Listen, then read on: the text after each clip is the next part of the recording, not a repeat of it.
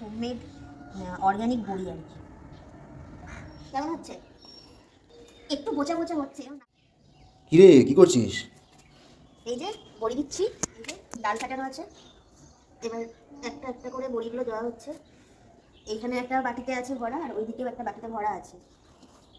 এই যে কত বড়ি দিয়েছি। কেমন হচ্ছে? খুব ভালো।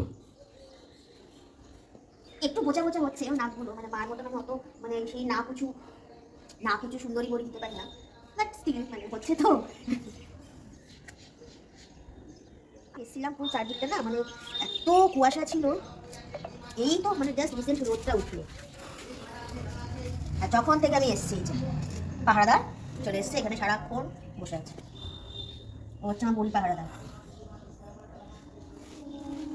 ব্যাস এই রোদটা চলে এলো, এখন ও একটুখানি শুয়ে, হ্যাঁ মানে সেই সানবাথ নেবে আর কি।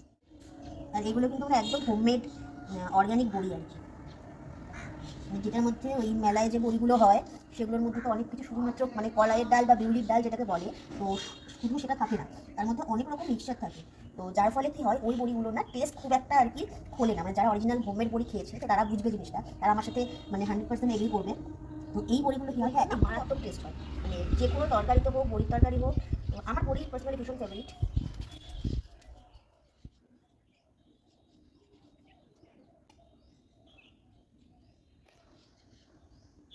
তো তোমরাও বলো যে তোমরা কারা কারা বড়ি বানাও। এই বাবু, হাই বাবু, মানে ওকে এখন এখন মানে ওইদিকে কোথাও একটা দেখেছে আর কি, কোনো পাখি হোক কিছু হোক, মনোযোগ সহকারে দেখছে। কোকো, হ্যাঁ কোকো, এটা হচ্ছে আমার পাহারাদার, এটা আমার মিথ্যি পাহারাদার, তাই না? এটা মিথ্যি পাহারাদার। ও সকাল থেকে আমি এই যে বসলো, আরে লেজুটা সরা রে বাবা, এই যে শুয়ে বললো আপনি, লেজ নাড়ান না এখানে।